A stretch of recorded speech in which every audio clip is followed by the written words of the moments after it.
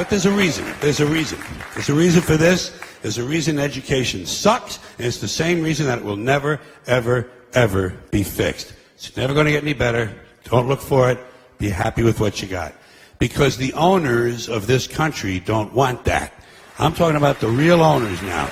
The real owners, the big wealthy business interests that control things and make all the important decisions. Forget the politicians. The politicians are put there to give you the idea that you have freedom of choice. You don't. You have no choice. You have owners. They own you. They own everything. They own all the important land. They own and control the corporations. They've long since bought and paid for the Senate, the Congress, the state houses, the city halls. They got the judges in their back pockets. And they own all the big media companies, so they control just about all of the news and information you get to hear. They got you by the balls. They spend billions of dollars every year lobbying to get what they want. Well, we know what they want. They want more for themselves and less for everybody else. But I'll tell you what they don't want. They don't want a population of citizens capable of critical thinking. They don't want well-informed, well-educated people capable of critical thinking. They're not interested in that. That doesn't help them. That's against their interest. That's right. They don't want people who are smart enough to sit around the kitchen table and figure out how badly they're getting fucked by a system that threw them overboard 30 fucking years ago.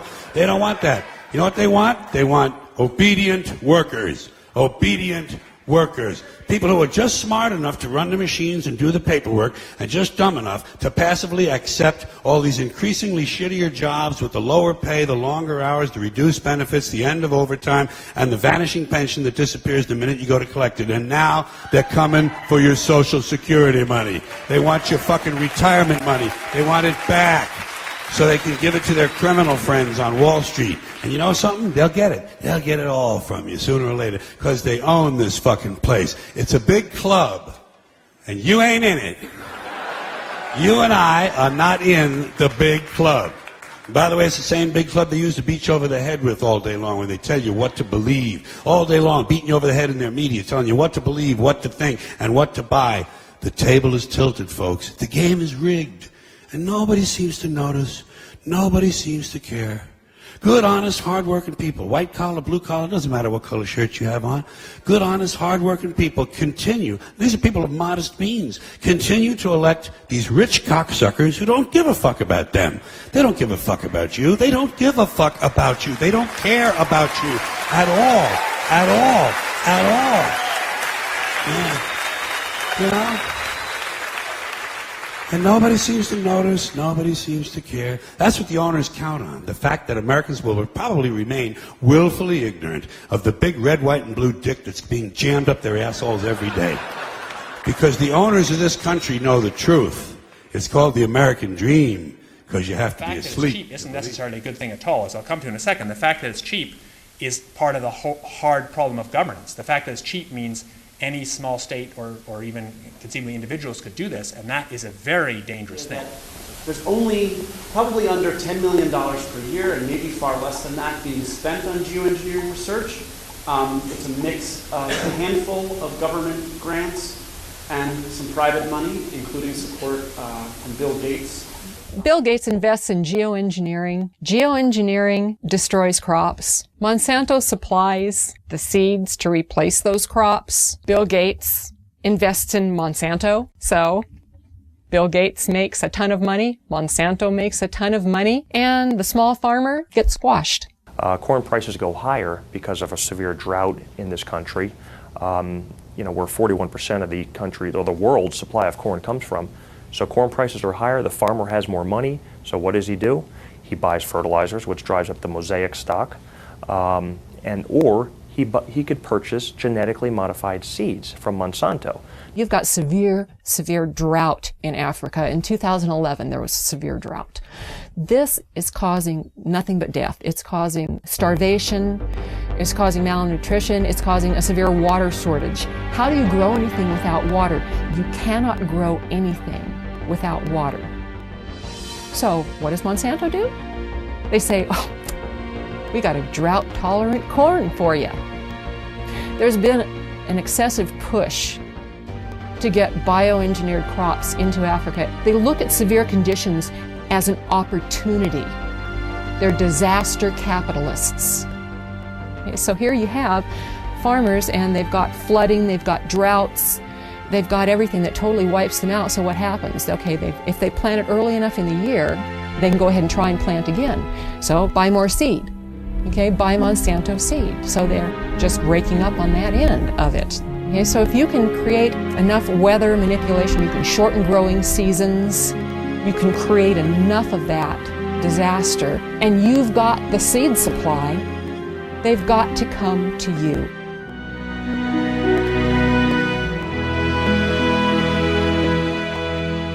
Geoengineers have stated on the record that if global geoengineering was started, it could cause droughts in Asia and Africa. And they state that to the American public for probably obvious reasons. Why would they tell the American public that it could also cause droughts here? Why wouldn't it cause droughts here? There's nothing special about America and the geography here that would not have the same effect as Asia and Africa. If the atmosphere is filled with particulates, those particulates diminish and disperse rainfall. Period. There's too many condensation nuclei, so the water droplets do not combine and fall as rain. They simply adhere to those tiny particles and migrate further, and that's exactly what we see. One of the suggestions about geoengineering has been that we genetically modify trees and plants. We genetically modify crops to be aluminum resistant, and this is ongoing at this time.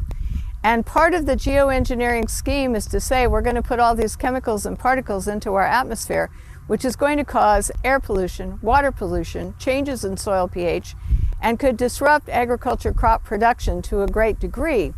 So therefore, instead of saying that maybe this isn't a good idea that we pollute our air, water, and soils with the chemicals we're going to put into the atmosphere, which do come back down, there's a scheme abounding, which is happening right now, to modify some crops so that they are aluminum resistant to the types of chemicals and particles they're going to put into the atmosphere. It's just going to get worse until the point where we're not going to be able to grow anything at all unless it's a Monsanto genetically modified, abiotic stress resistant seed. The chemical companies and the and Monsanto and all of these companies are working together to make us totally dependent on their products for growing corn or growing any kind of agricultural product or trees, whatever. We're going to corporatize not only where the rainfall goes and who gets it through geoengineering and weather modification schemes, but we're also going to say that these are going to be the only crops that are going to grow in areas where we're putting in toxic chemicals that are coming down and altering the soils. One of the most basic things about human society is that we need food and water. And these are two of the things that are most severely dependent upon good weather. Rain at the right time of the year, sunshine so crops can grow, not enough sunshine and they don't grow, too much water, the plants die, not enough water, the plants die. All of this goes back to the amount of food that's available. So if you starve people, they will be vulnerable. They will be much easier to manipulate and forced to do whatever a government wants them to do. So if you control how much food there is, or its availability, through things like the weather, or using the weather as a strategic tool militarily, you can, dramatically influence what's going on in a country. And by doing that over and over again, sequentially through a region, it's possible that you can change the political spectrum over an entire region by doing this over and over again. Maybe even, do it over a much wider region, create so much instability that you're able to, come in and say, oh, we have these wonderful fast-growing crops, genetically modified, and this, you'll have something to eat in less than 3 weeks, and I imagine that, if you can control the food supply, that you can then consolidate the financial and the political interests of a country. Could predicting the weather enable a group or specific entity to profit from that knowledge of knowing what type of weather or weather pattern will be? Absolutely. That's what all commodities are driven by. They're driven by predicting the weather, how the weather will be in a certain location, and that directly is correlated to the price of that commodity. Absolutely, there's no doubt.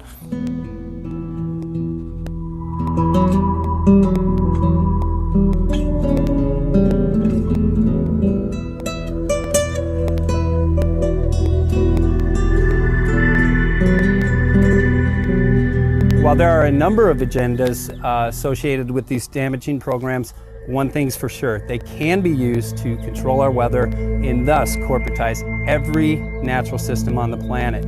This enables certain individuals to consolidate an enormous amount of both monetary and political power into the hands of a few at the expense of every living thing on the planet.